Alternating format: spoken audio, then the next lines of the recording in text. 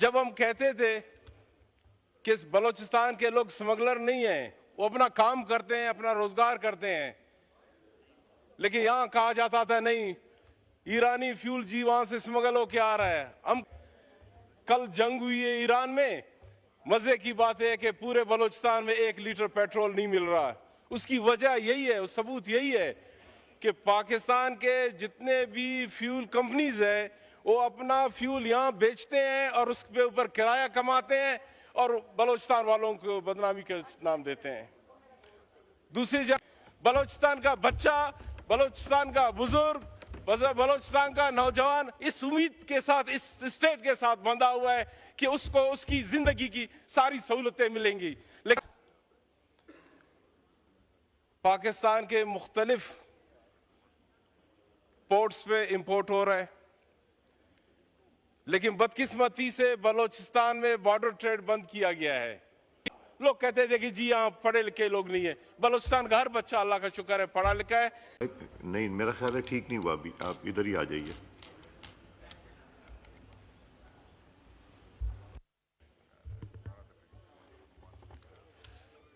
बिस्मिल्लाहिर्रहमानिर्रहीम। शुक्रिया स्पीकर साहब।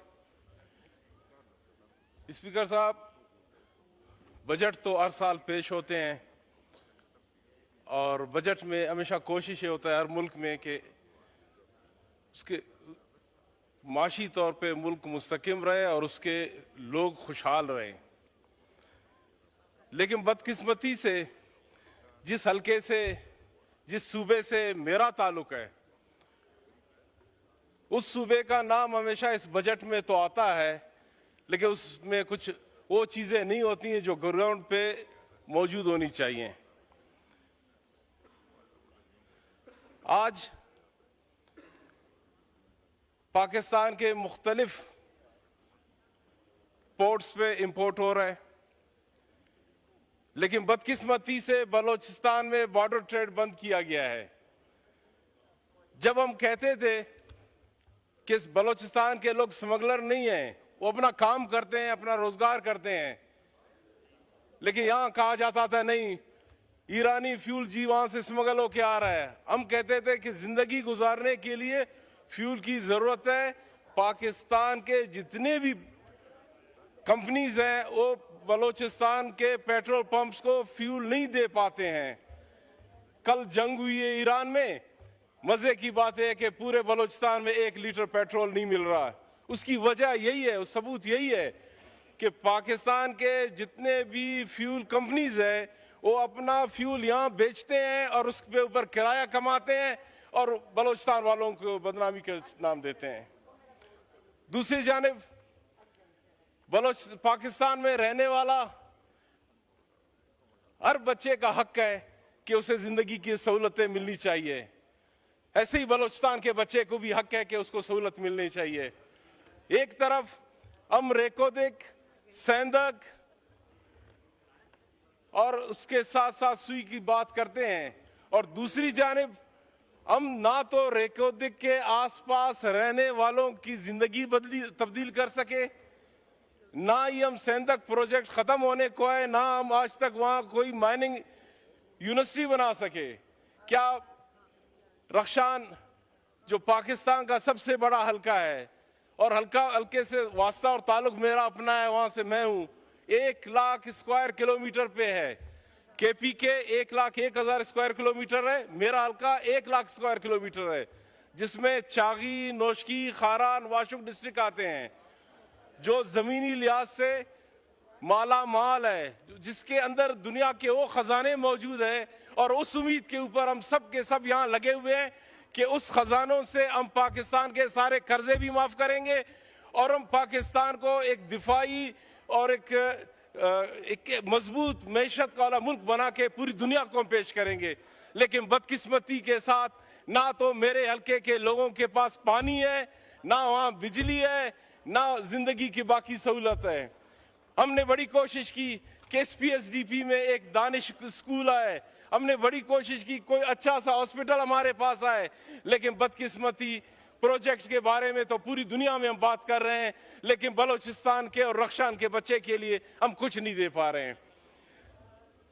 बजट को जो पढ़ते हैं इसमें सिर्फ जमा खर्च है।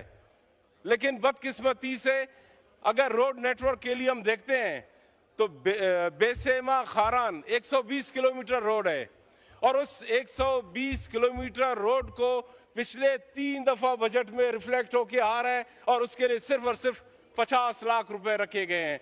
क्या आने वाले नस्लें वो रोड कभी देख सकेंगे कि आप 15 साल से सिर्फ 50 लाख रुपए उसके लिए रख रहे हैं? दूसरी जानिब इस रोड की अगर अहमियत को आप देखें, इस रोड की आप अहमियत को देखें, अगर हम तफ्तान से पोर्ट तक अगर आते हैं बरास्ता है चागी, खारान और वाशुक और दूसरी जानिब हम डायरेक्ट आते हैं तो 350 किलोमीटर का रास्ता कम हो जाता है।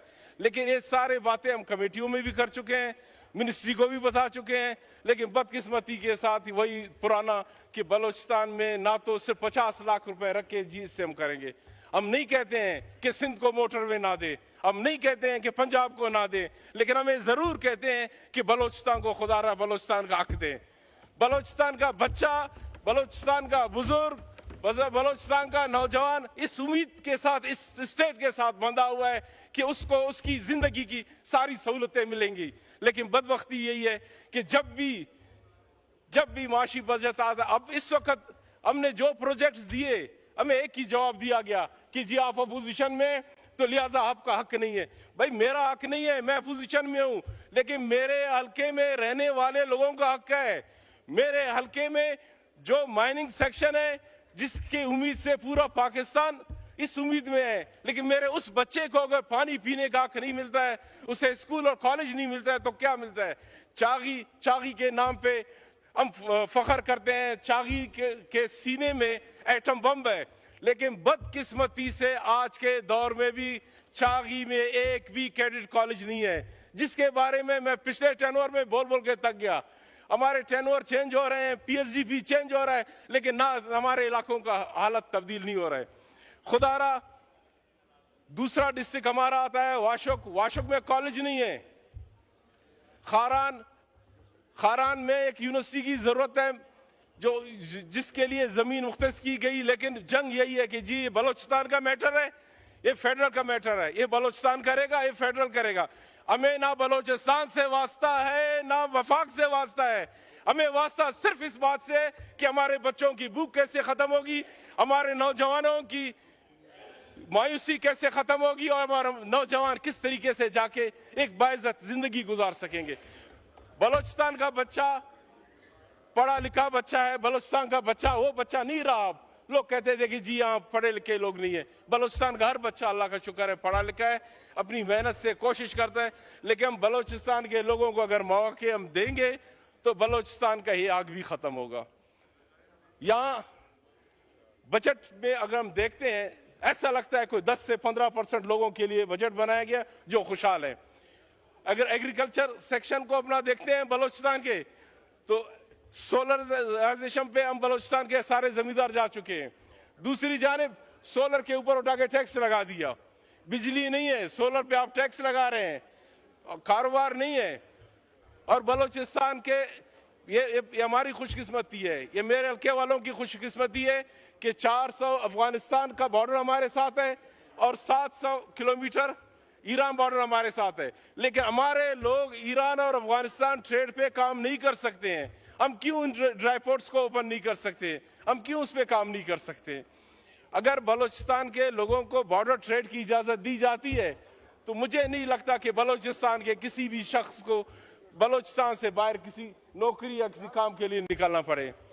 जनाब स्पीकर साहब, आपसे सिर्फ एक इल्तिजास है और एक उम्मीद है, जिस तरीके से आपने माशाल्लाह अल्लाह आपको सलामत रखे, इसराइल को जिस तरह आपने कहा कि हम एक मुल्क नहीं मानते हैं, एक रियासत नहीं मानते हैं, आपने इस हाउस का दिल जीत लिया और पूरे पाकिस्तानी कौम का दिल जीत लिया, इस पे हम आपको सलाम करते हैं।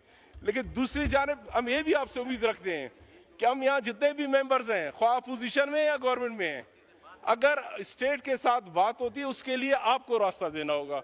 अब अपोजिशन का हमारा ये मतलब नहीं है कि हमारे हल्के के लोगों को आप कुछ भी एक भी प्रोजेक्ट नहीं डाल सके। अब हम जैसे लोग वहाँ इलाके में जाके हम उनको मिन्नतें कर रहे हैं कि आपका माइनिंग सेक्शन कामयाब होगा तो आपकी जिंदगी बदली होगी। वो कहते हैं जी तुम्हारी बदली APSDP है, जिसके अंदर मेरे लिए तो कुछ नहीं है, जिनके लिए उन्हीं को बताओ। अब उन लोगों को हम क्या क्या समझाएं और कहां से समझाएं। मुझे उम्मीद है इस हाउस के साथ कि अगर मैं कोई स्टेप हम उठाएंगे तो यह हाउस हमारा साथ जरूर देगा, बलूचिस्तान के लिए और बलूचिस्तान के बच्चों के लिए। आपका बहुत शुक्रिया। अल्लाह आपको इज्जत दे। शुक्रिया जी। राजा खुरम नवाज साहब। राजा